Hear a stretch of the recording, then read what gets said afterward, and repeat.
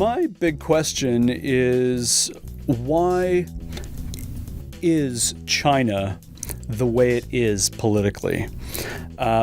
There are so many dimensions to this question. The one that immediately springs to my mind first is, what are the conditions that have actually caused a so-called communist regime to survive in China when 25 years ago other strong communist states crumbled? What is it exactly that China has done differently that have enabled it to hold on all these many years later? And what, if anything, is it that China shares with the other remaining communist states in the world? It is probably not an accident that of those five, four share a contiguous border: North Korea, China, Vietnam, Laos, and Cuba being the only one in the Western Hemisphere. I wonder what lessons there are from the Chinese context for other so-called post-communist states around the world. What is the nature of political and economic reform, and what are its consequences? As far as how I have investigated these questions, I'm a multi-methods kind of a guy. I come from a very strong area studies tradition. The entire field of Chinese politics is grounded very much in China studies, where studies is capitalized.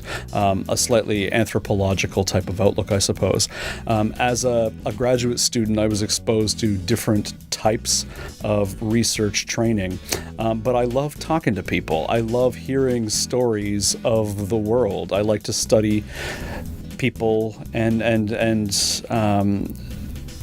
their backgrounds. And so I tend to favor ethnography, hanging out in institutional environments, learning to see it as the people who live within it every day do, and just speaking with ordinary people. And I find this really valuable because I do my best work as a researcher when I'm the least informed person in the room. Research so often involves just shutting up for a few minutes and letting the people who are actually most knowledgeable talk.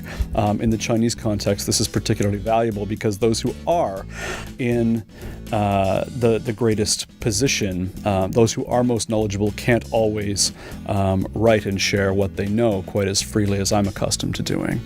As far as what's been discovered all this time, I actually do not think that China is an infinitely unique place, somehow cut off from lands where the laws of social science apply. People are people. At the end of the day, that's been my big lesson on the heels of my big question. People are people. There are things we do indeed share, and that a great deal of knowledge and a great deal of good comes from the comparisons we draw between China and the outside world.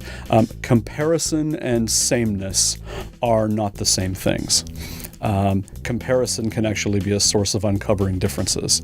And so I don't see the two things as incommensurable. What I've found is that China's rulers are incredibly good at reading the preferences of the Chinese public. There is a perception out there that dictatorial states such as China, communist states such as China, rule over a subservient populace and are so thoroughly in control that no such thing as politics even exists in these places. That is absolutely untrue.